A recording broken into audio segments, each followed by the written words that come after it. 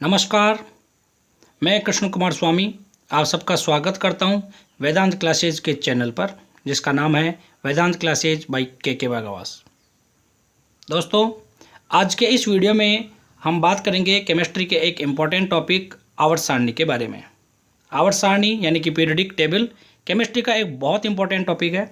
तो यहाँ पर हम बात करने वाले हैं कि इसका निर्माण क्यों किया गया, इसके निर्माण में किस किस का योगदान था, जैसे कि प्राउस्ट की परिकल्पना, डोबेराइनर के त्रिक, न्यूलैंड का अष्टक, मेंडलीव के विचार, मोजले के विचार, इन सब के बारे में हम यहाँ पर डिटेल से अध्ययन करेंगे।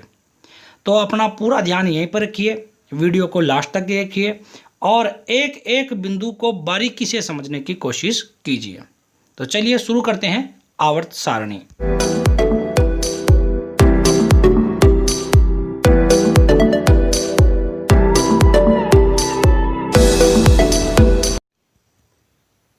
सबसे पहले हम बात करेंगे आवर्त सारणी क्या है। तत्वों को उनके गुणधर्मों की आवर्तिता के आधार पर व्यवस्थित कर बनाई गई सारणी को आवर्त सारणी कहते हैं। गौर करने की बात यह है, तत्वों को उनके गुणधर्मों की आवर्तिता के आधार पर व्यवस्थित कर बनाई गई सारणी आवर्त सारणी कहलाती है।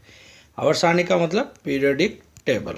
अब यहाँ पर एक शब्द आया, ये शब्द समझना बहुत ज़रूरी है, आवर्तिता, क्योंकि इस चैप्टर में बार बार ये यूज किया जाएगा। आवर्तिता का मतलब क्या है? तो आवर्तिता से मतलब है कोई भी गुण अगर हम किसी आवर्त में बाएं से दाएं जाते हैं या फिर वर्ग में ऊपर से नीचे आते हैं तो उसके मान में निरंतर जो परिवर्तन होता है वो आवर्तिता है, यानी कि कमी हो रही है या वृद्धि हो रही है, उसको अपन क्या कहेंगे? आवर्तिता। तो ये तो हो गए आपके आवर्त सारणी कि तत्वों को उसके जो गुणधर्म है उन गुणधर्मों के आधार पर व्यवस्थित किया गया, एक सारणी बनाई गई और उस सारणी को क्या कहते हैं? आवर्त सारणी। अब इसका निर्माण जिन चरणों के अंदर हुआ वो चरण कौन कौन से हैं? तो सबसे पहला जो चरण आता है वो आता है प्राउस्ट की परिकल्पना। प्राउस्ट ने सबसे पहले इसके ऊपर विचार किया। प्राउस्ट ने बताया कि सभी तत्वों की रचना करने वाला तत्व हाइड्रोजन है। जितने भी तत्व हैं उन सब का निर्माण केवल एक ही तत्व के द्वारा हुआ है और उस तत्व का नाम क्या है? हाइड्रोजन। तत्वों का परमाणु भार, किसी भी तत्व का जो परमाणु भार है उसको भी ज्ञात करने का उसने सूत्र दिया, क्योंकि उसने माना कि सबका निर्माण ही हाइड्रोजन से हुआ है, इसलिए उसने उन सबके मान को हाइड्रोजन के परमाणु भार से क्या कर दिया? गुणा, और सूत्र दे दिया n इंटू हाइड्रोजन का परमाणु भार, n इंटू हाइड्रोजन का परमाणु भार। ये प्राउस्ट परिकल्पना है। बताया सभी तत्वों की रचना करने वाला तत्व कौन है? हाइड्रोजन। और तत्वों का परमाणु भार क्या हो गया? n इंटू हाइड्रोजन का परमाणु भार। इसके बाद में अपन बात करते हैं डोबेराइनर का त्रिक। तो यहाँ पर शब्द पे गौर करें, त्रिक, तो इस त्रिक शब्द को समझेंगे।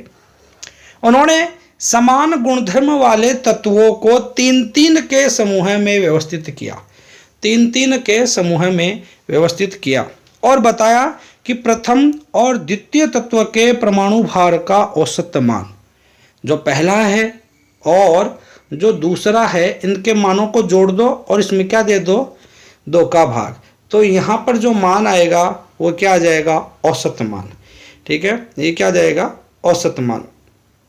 तो उन्होंने कहा प्रथम और तृतीय तत्व के, जो पहला और तीसरा है, उसको जोड़ दो और जोड़ के उसका क्या निकाल दो? औसत मान। और वो किसके बराबर आ जाएगा? जो बीच वाला है यानी कि दूसरा तत्व है उसके परमाणु भार के मान के बराबर लगभग में वो आ जाता है। ये जो यहाँ पर उसने तीन तीन का समूह बनाया, इस तीन तीन के समूह को क्या कहते हैं? त्रिक कहते हैं। तो मान लीजिए आपके प्रश्न आ जाए कि डोबेराइनर के त्रिक क्या होते हैं, तो आप लिखेंगे डोबेराइनर ने समान गुणधर्म वाले तीन तीन तत्वों के समूह बनाए, इन तीन तीन तत्वों के समूह को डोबेराइनर के त्रिक कहते हैं। अब देखिए इसका एग्जाम्पल देखते हैं। जैसे कि पहला एक त्रिक है हमारे पास, कैल्शियम, स्ट्रोंशियम और बेरियम, CaSr और Ba। यहाँ पर डोबेराइनर के नियम के अनुसार पहला यानी कि कैल्शियम, तीसरा यानी कि बेरियम, इन दोनों को तो अपन क्या कर देंगे? जोड़ देंगे। ठीक है, जोड़ेंगे तो कैल्शियम का तो होता है 40 और बेरियम का होता है 137। कैल्शियम का 40, बेरियम का 137। और इन दोनों को जोड़ के क्या करेंगे, 2 का भाग।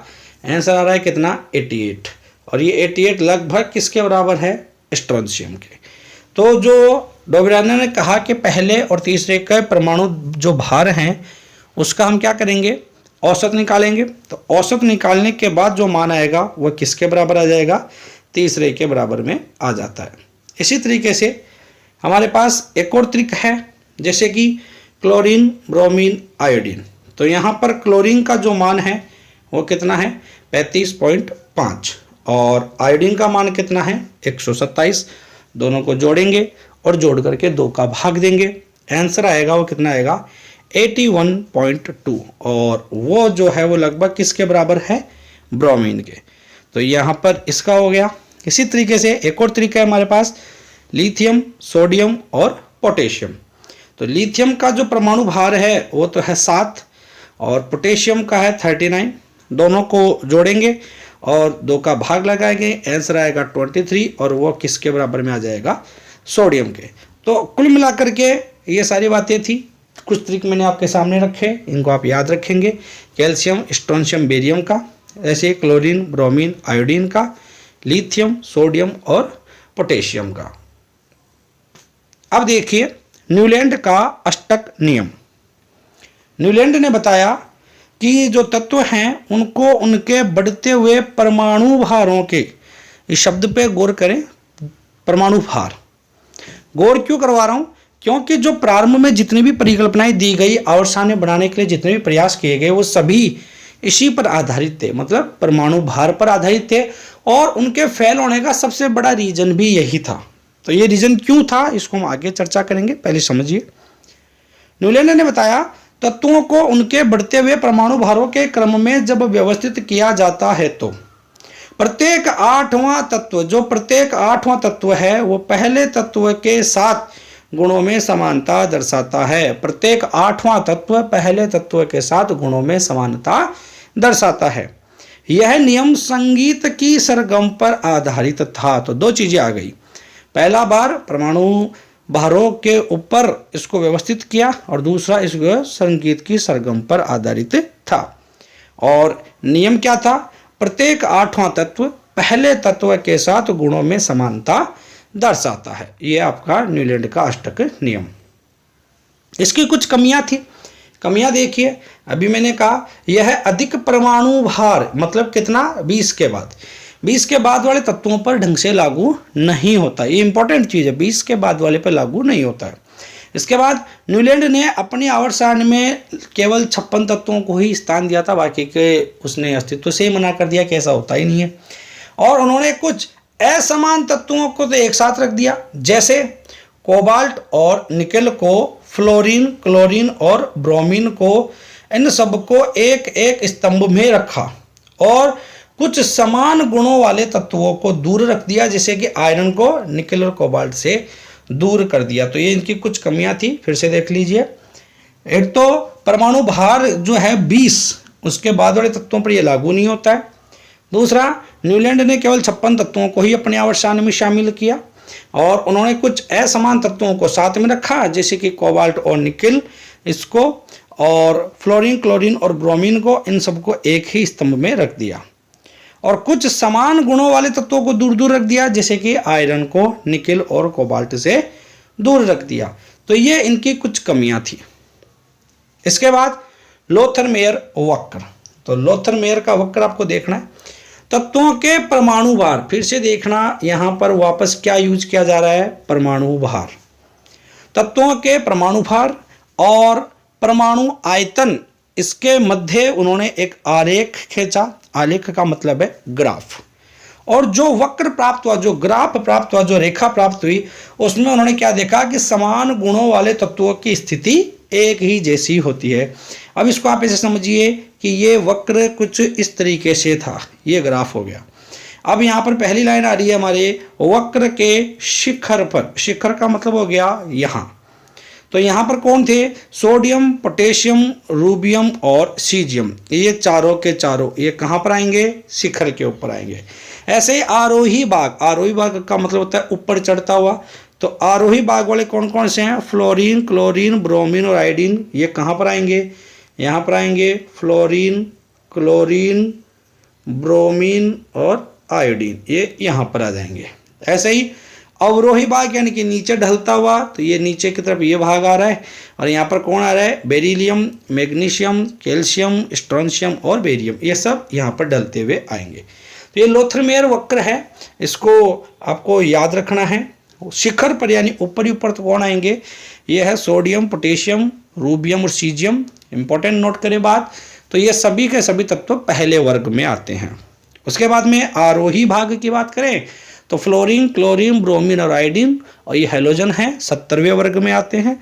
इसी तरीके से अवरोही भाग की बात करें तो बेरिलियम, मैग्नीशियम, कैल्शियम, स्ट्रोंशियम और बेरियम, और ये सभी के सभी कौन से वर्ग में आते हैं, दूसरे वर्ग में आते हैं। क्षारीय मृदा धातु है, दूसरे वर्ग में आती है।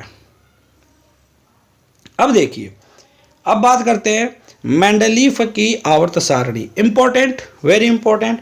सबसे पहले तो आपको याद रखना है कि मेंडलीफ जो थे वो कहाँ के थे, रूस के थे। तो रूसी वैज्ञानिक मेंडलीफ ने अपना आवर्त नियम दिया। यहाँ पर इंपॉर्टेंट है, काफ़ी बार बोर्ड में पूछा जाता है, आवर्त नियम बताइए। 10th में भी आता है, 12th में भी आता है।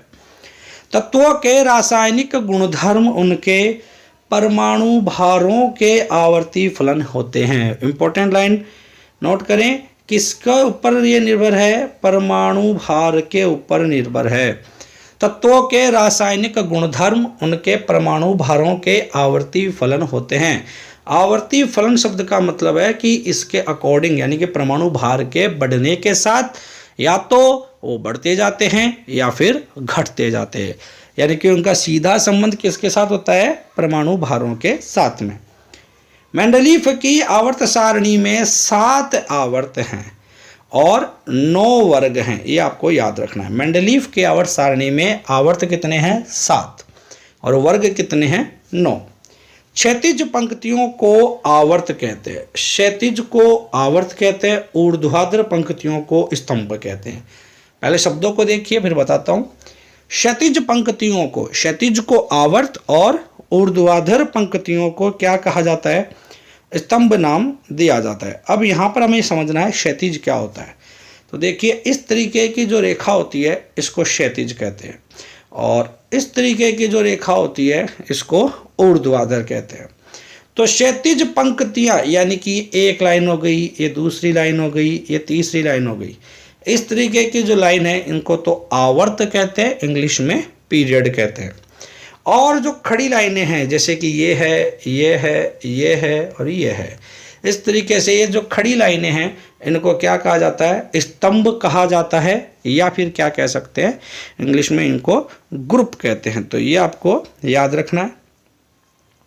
क्षैतिज पंक्तियों को आवर्त और ऊर्ध्वाधर को स्तंभ नाम दिया। अब आगे 8वें वर्ग को और 0 वर्ग को छोड़कर, 8वें वर्ग को और 0 वर्ग को छोड़कर सभी वर्गों को 2 उपवर्गों में बांटा गया। 8वें वर्ग में 9 तत्व हैं, इसमें 3 तत्वों को एक साथ रखा गया है। 0 वर्ग को बाद में जोड़ा गया था, यानी कि जब मेंडलीफ ने सारणी बनाई थी उस समय 0 वर्ग का मतलब जो अक्रिय गैस हैं या निष्क्रिय गैस हैं, उत्कृष्ट गैस हैं, इनकी खोज उस वक्त नहीं हुई थी, इनको बाद में खोजा गया था और इसीलिए इसको 0 वर्ग नाम दिया गया है। तो इसको शामिल नहीं किया गया था। अब इसमें क्या हुआ कि जैसे कि ये आपका पहला कॉलम है, इसके बाद दूसरा कॉलम है, तीसरा है, चौथा है, इसी तरीके से मान लीजिए चलेगा। अब इसमें ये हमने बना दिया कि ये पहला है, ये दूसरा है, ये तीसरा है, ये चौथा है, ऐसा चलेगा 7 वर्गों तक। इसमें से हर एक के पहले के भी 2 भाग कर दिए, दूसरे के भी 2 भाग कर दिए, तीसरे के भी 2 भाग कर दिए और चौथे के भी 2 भाग कर दिए। इसमें से पहले भाग का नाम तो हो गया ए और दूसरे का हो गया बी, तो ये हो गया फर्स्ट ए फर्स्ट बी। इसी तरीके से second A second B, third A third B, समझ गए। ऐसा मतलब फर्स्ट ए और फर्स्ट बी, ऐसा second third fourth fifth six और 7th तक। तो 7th भी ए और 7th बी, इस तरीके से ये चलता रहा। तो यहाँ पर देखिए इस तरीके से अगर चलेंगे तो एक के अगर हम 2 टुकड़े करेंगे, एक के 2 टुकड़े करेंगे तो 2 हो गए, और मैं कह रहा हूँ 7 तक चलाना है तो 7 के 2 टुकड़े करोगे कितने हो गए, 14। इसके बाद में जो 8वां वर्ग था, यहाँ पर हम देखिए 8वां जो वर्ग है इसमें 3 तत्वों को एक साथ रखा गया। 8वें वर्ग में 9 तत्व हैं, 3 तत्वों को एक साथ रखा गया है। तो किस तरीके से रखा गया है, तो वो देखिए 8वां वर्ग है, जैसे कि ये 8वां वर्ग है, ये पूरा 8वां वर्ग है, इसके क्या कर दिए हमने 3 तत्व रख दिए, 1 2 3, फिर 1 2 3 और 1 2 3, कुल कितने हो गए 9 वर्ग। लेकिन जब बाद में इसका विभाजन करेंगे तो इन सबको हम अलग खंड कर देंगे। तो अभी मैं जो पीछे समझा रहा था कि 7 वर्गों के 2 टुकड़े करेंगे तो 14 हो गए, और 8वें के 1 2 3 तो ये करेंगे तो ये अकेला ही 3 के बराबर आ गया, तो 14 और 3 को जोड़ देंगे कितना हो जाएगा 17।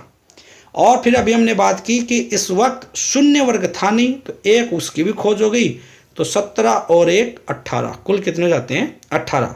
तो हम जो आगे पढ़ेंगे वहाँ पर 18 वर्ग आएंगे, वो कैसे आए वो आपको समझ में आ गया होगा। तो आगे देखिए, मेंडलीफ ने उस वक्त जो अज्ञात तत्व थे उनको एका उपसर्ग लगाया, ये शब्द याद रखना है, एका उपसर्ग लगाया।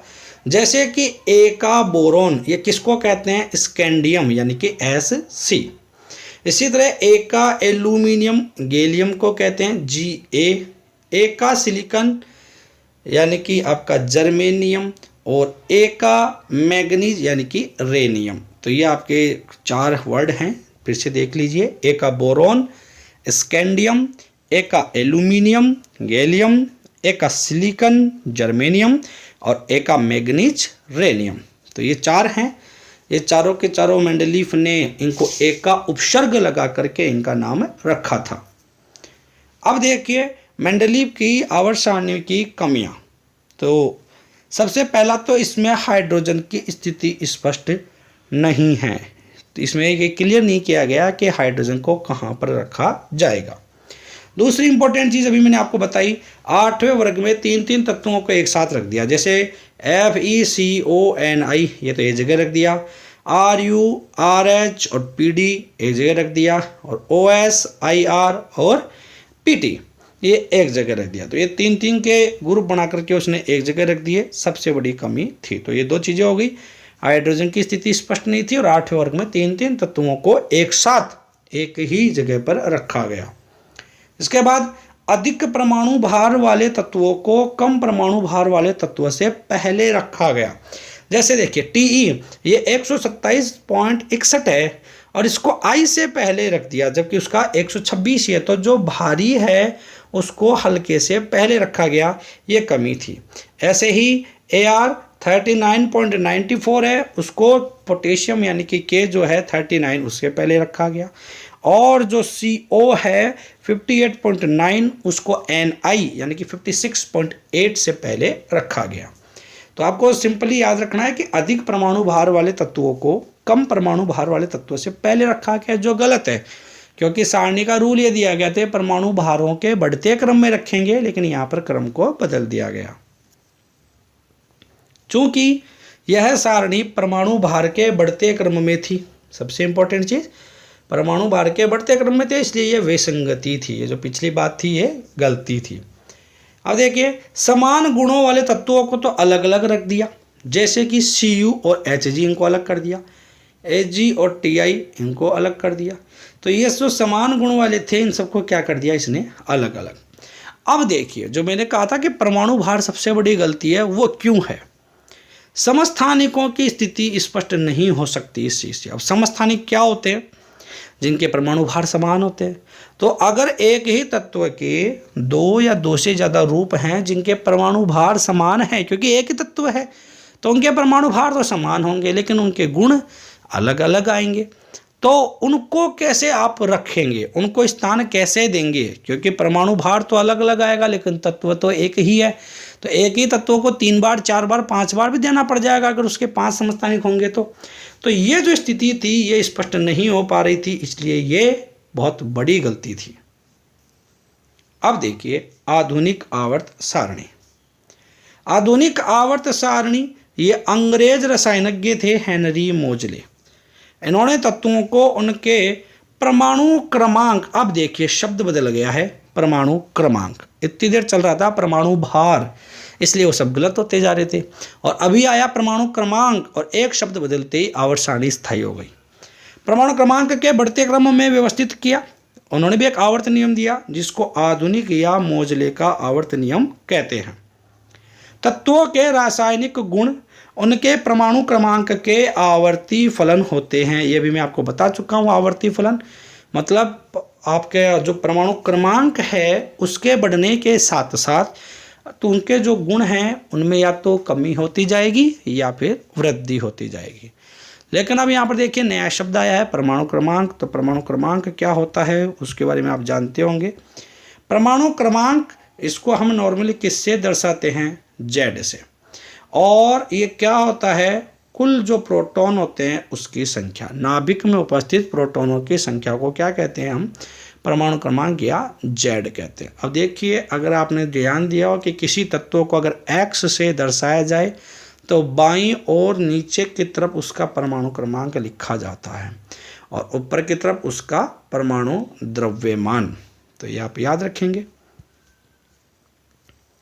आधुनिक आवर्त सारणी की हम बात कर रहे हैं। तो आधुनिक आवर्त सारणी में आवर्तों की संख्या कितनी है? 7 और वर्ग कितने हैं? 18। यह भी मैं आपको गिना चुका हूँ।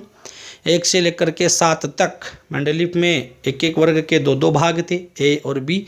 तो 7 दूनी 14, तो 14 तो वो हो गए। 8वें वर्ग में 3-3 तत्वों को स्थान दिया गया था, बाद में तीनों को अलग अलग कर दिया गया तो 3 स्थान और निकल के आ गए, तो 14 और 3 17। और शून्य वर्ग यानी कि जो अक्रिय गैस है उनकी खोज नहीं हुई थी, बाद में वो खोज हो गई तो एक वो भी जुड़ गया और 18 हो गए। पहला जो आवर्त है, देखिए आवर्त यानी कि इस तरीके की लाइनें, अभी आपको बात बताई थी। तो पहले वाले आवर्त में कितने तत्व हैं? 2 तत्व हैं। पहले आवर्त में 2 तत्व हैं और इसको अति लघु आवर्त कहते हैं।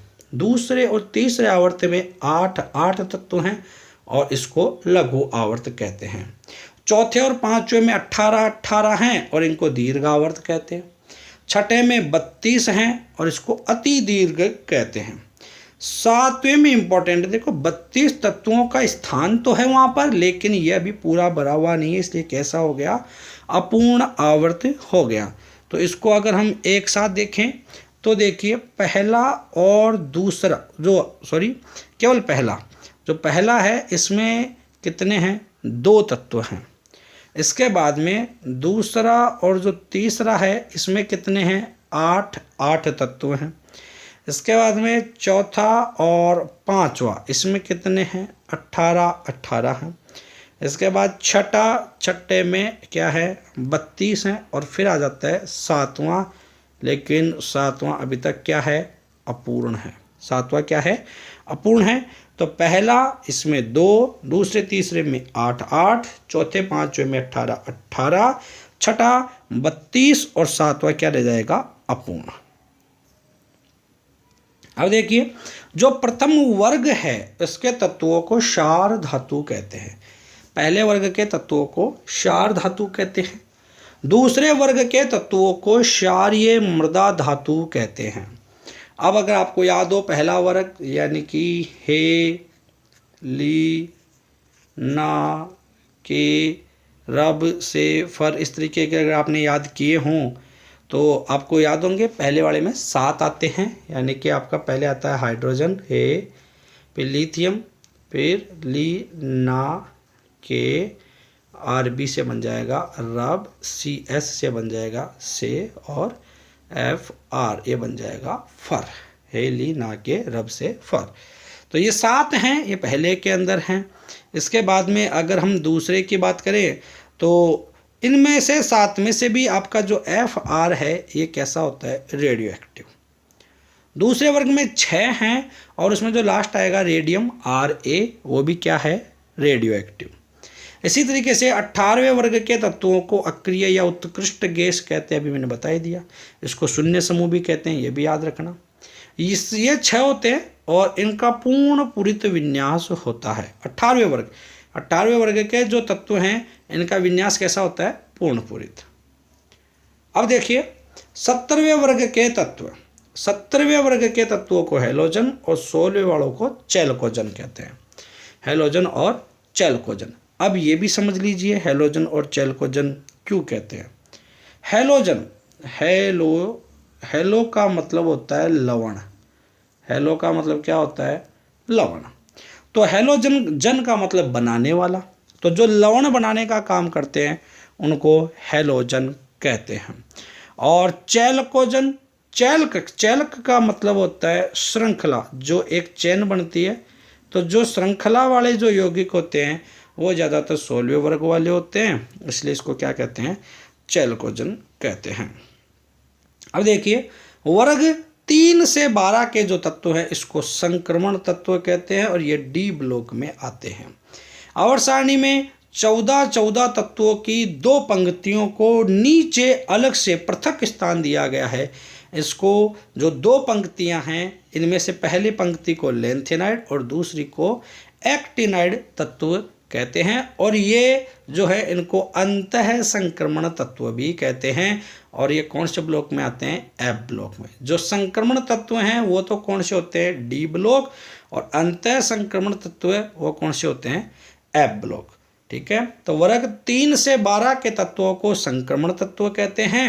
ये इसके नीचे जो आवर्त सारणी है उसके नीचे 14 तत्वों की 2 पंक्तियां हैं अलग से रखी गई हैं, उनको लेंथेनाइड और एक्टिनाइड कहते हैं। लेंथेनम के बाद के जो 14 तत्व हैं उनको तो हम लेंथेनाइड कहते हैं और एक्टिनम के बाद के जो 14 तत्व हैं उनको एक्टिनाइड कहते हैं। इनको वैसे अंतः संक्रमण तत्व भी कहते हैं और ये एफ ब्लॉक में आते हैं, इसलिए इनको एफ ब्लॉक तत्व भी कहते हैं।